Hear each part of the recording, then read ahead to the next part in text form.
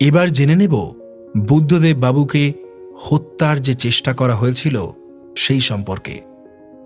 শালবনী থানার case number ৮১/৮, তারিখ ২রা নভেম্বর ২০০৮।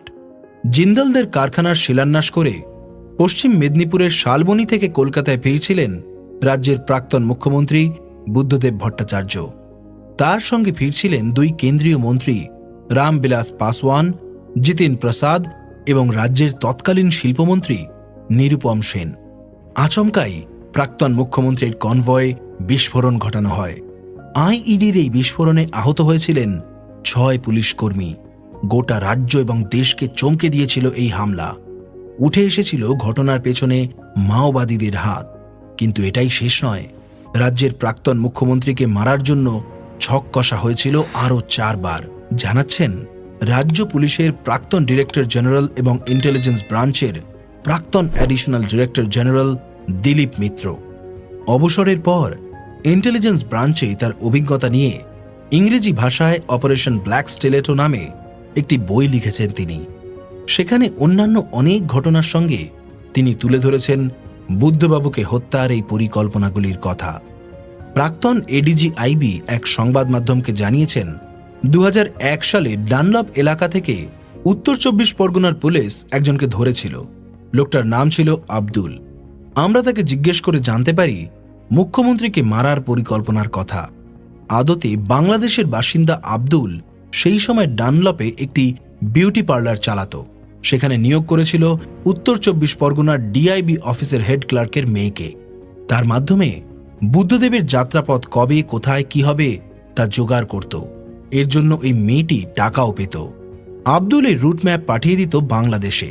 পরিকল্পনা ছিল বহরমপুর থেকে কৃষ্ণনগরের মাঝে একটি জায়গায় রাস্তায় যে বাঁক আছে সেখানে কনভয় স্লো হলে স্নাইপার এবং গ্রেনেড লঞ্চার দিয়ে বুদ্ধদেব বাবুর ওপর হামলা করা হবে।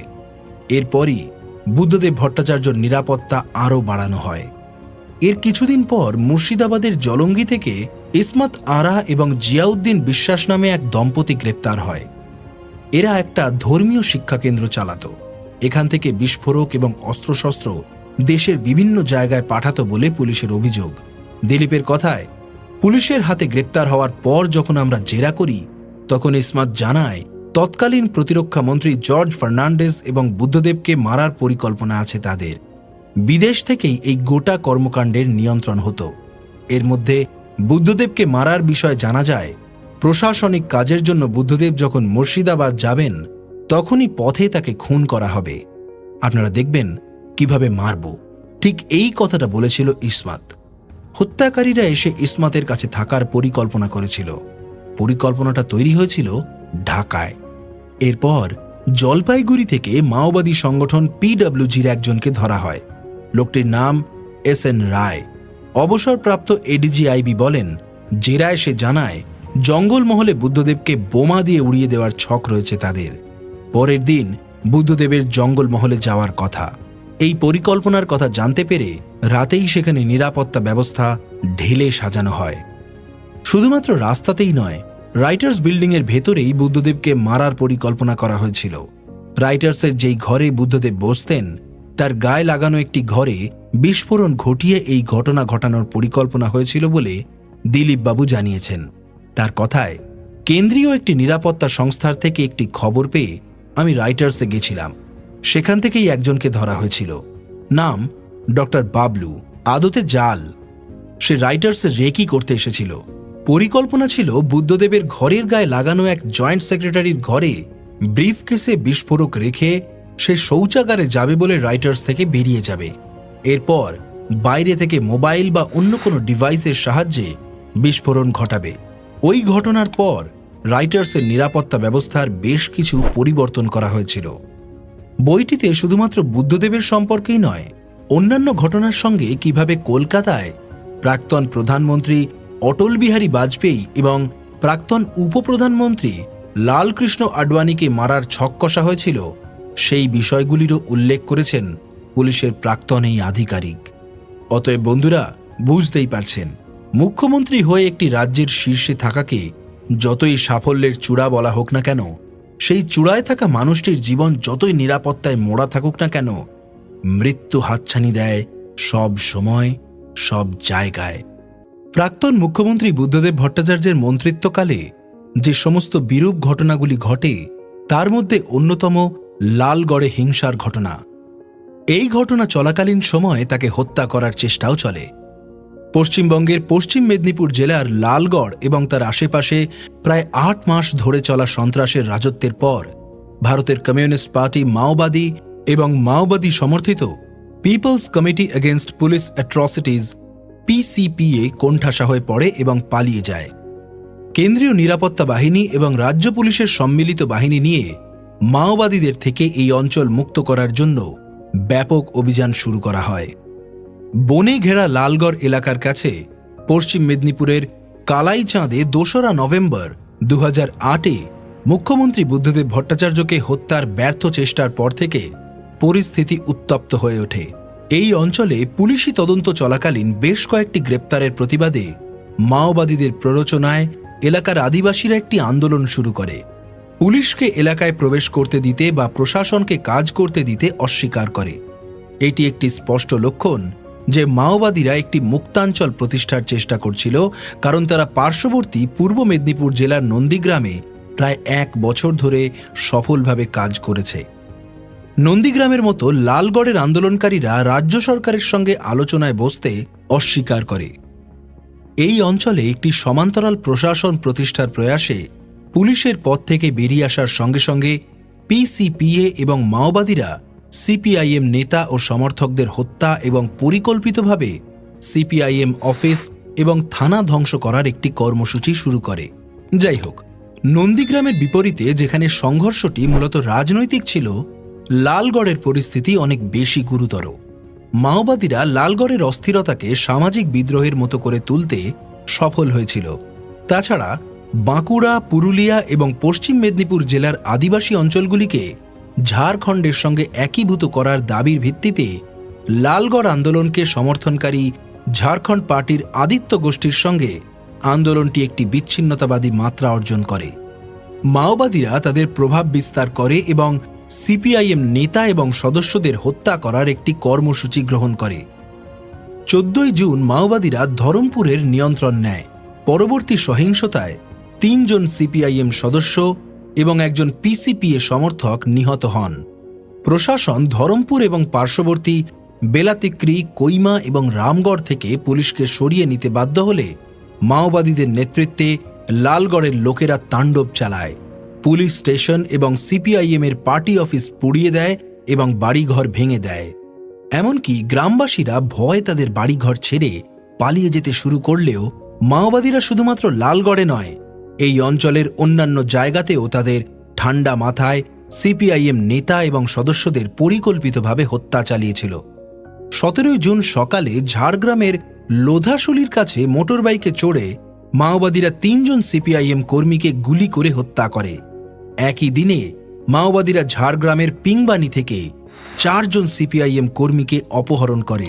পরদিন গ্রাম থেকে ১.৫ কিলোমিটার দূরে তাদের লাশ পাওয়া যায়। পরিস্থিতি নিয়ন্ত্রণের বাইরে চলে যায় এবং মাওবাদীরা ঘোষণা করতে থাকে যে তাদের পরবর্তী অভিযান হবে পশ্চিম মেদিনীপুরের কেশপুর এবং গড়বেতা। ১৬ই জুন আধা সামরিক বাহিনীকে জেলা সদরে স্থানান্তরিত করা হয়েছিল, কিন্তু ১৮ই জুন পর্যন্ত লালগড়ের স্বাভাবিকতা ফিরিয়ে আনার জন্য সরকারের তরফে অভিযান শুরু হয়নি।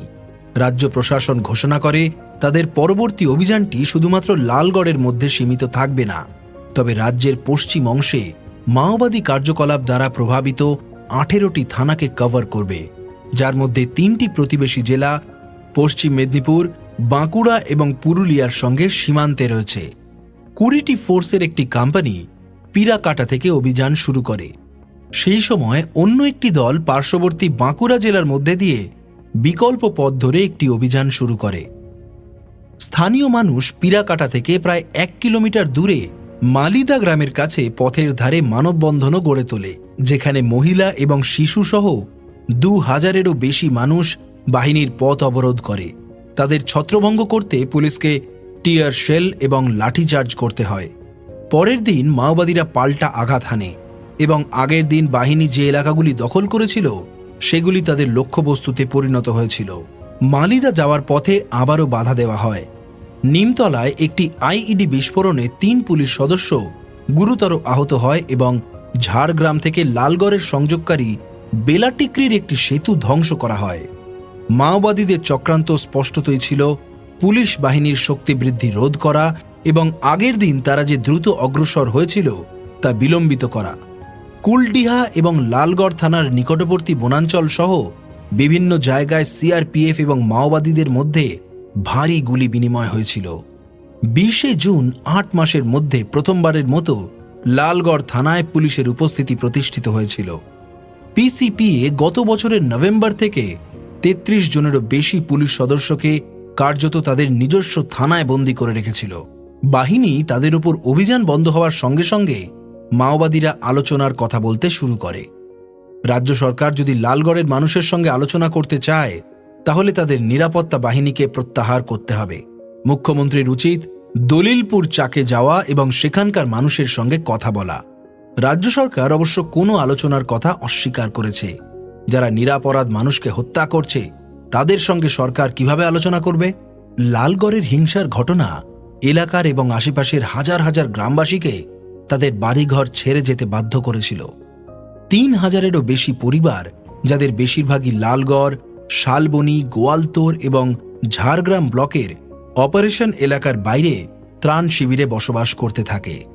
রাজ্য সরকার প্রতিটি পরিবারকে 6 কেজি চাল এবং পানীয় জল সরবরাহ করে। মুখ্য সচিব অশোক মোহন চক্রবর্তী, যিনি 24শে জুন সেই এলাকায় অভিযানে তদারকি করতে গিয়েছিলেন এবং জেলা প্রশাসনের সঙ্গে দেখা করতে গিয়েছিলেন, তিনি বলেছিলেন যে অভিযানের উদ্দেশ্যকে এলাকা দখলের লক্ষ্য হিসেবে দেখা উচিত নয়, বরং সুরক্ষা প্রদান করা, সহিংসতার শিকার এবং তাদের মধ্যে নিরাপত্তার বোধ জাগিয়ে তোলা, এগুলোই হলো তাদের অভিযানের উদ্দেশ্য। তার মতে জনসংখ্যার একটি বড় অংশ নিরাপত্তা বাহিনীকে সহযোগিতা করতে সম্মত হয়েছিল। প্রধানমন্ত্রী মনমোহন সিং এবং কেন্দ্রীয় স্বরাষ্ট্রমন্ত্রী পি চিদম্বরমের সঙ্গে দেখা করার পর বুদ্ধদেব ভট্টাচার্য যখন নয়াদিল্লিতে এক সংবাদ সম্মেলনে বলেছিলেন যে মাওবাদী সমর্থিত পিসিপি এর সঙ্গে তৃণমূলের দৃঢ় সম্পর্ক রয়েছে, তখন মমতা বন্দ্যোপাধ্যায় তাকে 48 ঘণ্টার মধ্যে বিবৃতি প্রত্যাহার করার দাবি জানান এবং হুমকি দেন। 2রা নভেম্বর 2008-এ মুখ্যমন্ত্রীকে হত্যার চেষ্টা করার পর তিনি অভিযোগ করেছিলেন যে ঘটনাটি একটি স্টান্ট যা সিপিআইএম সাজিয়েছিল। এর পরপরই সিপিআই মাওবাদী এই প্রচেষ্টার সম্পূর্ণ দায় স্বীকার করে। মাওবাদীদের বিরুদ্ধে নিরাপত্তা বাহিনী বন্ধ থাকায় ভারত সরকার 22শে জুন সিপিআই মাওবাদীকে বেআইনি কার্যকলাপ প্রতিরোধ আইনের নিষিদ্ধ সংগঠনগুলির তফসিলে অন্তর্ভুক্ত করার সিদ্ধান্ত নিয়েছে। রাজ্যে সিপিআইএম এর নেতৃত্বে বামফ্রন্ট দলগুলি অবশ্য দলটিকে নিষিদ্ধ করার বিরোধিতা করেছিল। রাজনৈতিক ও সামাজিকভাবে সমস্যাটি মোকাবেলা করতে চেয়েছিল। যাই হোক, বুদ্ধদেব ভট্টাচার্য 23শে জুন একটি সংবাদ সম্মেলনে মাওবাদী নিয়ন্ত্রণ বিষয়ে একটি বিভ্রান্তি পরিষ্কার করেছিলেন, যেখানে তিনি বলেছিলেন, এটি একটি কেন্দ্রীয় আইন, এটি সমস্ত রাজ্যে প্রযোজ্য। আমরা শুধু বলতে পারি না যে আমরা এটা গ্রহণ করি না, তবে এই আইনটি কখন প্রয়োগ করা হবে এবং কিভাবে প্রয়োগ করা হবে তার সিদ্ধান্ত রাষ্ট্রের বিবেচনার ওপর ছেড়ে দেওয়া হয়েছে। রাজ্য সরকার সমস্ত জল্পনা কল্পনার অবসান ঘটায় এবং একই দিনে কেন্দ্রীয় আইনের অধীনে কলকাতায় পশ্চিমবঙ্গের সিপিআই মাওবাদী মুখপাত্র গৌর চক্রবর্তীকে গ্রেপ্তার করে রাজ্যের একটি বিষয়ের ওপর কেন্দ্রীয় আইনের বৈধতা স্বীকার করে। 25শে জুন পর্যন্ত 2 দিন ধরে সহিংসতায় স্থবিরতা ছিল, কিন্তু সেই অঞ্চল থেকে মাওবাদীদের তাড়ানোর অভিযান তখনও শেষ হয়নি। অভিযানের পর রাজ্য সরকারের সামনে আসল চ্যালেঞ্জ হল লালগড়ের আদিবাসী জনগোষ্ঠীর আস্থা ফিরিয়ে আনার চেষ্টা করা। তাহলে বন্ধুরা, আমাদের আজকের পর্ব এখানেই শেষ। বুদ্ধদেব ভট্টাচার্যের জীবন সম্পর্কে আরও নানান তথ্য জানতে সঙ্গে থাকুন আমাদের আগামী পর্বে।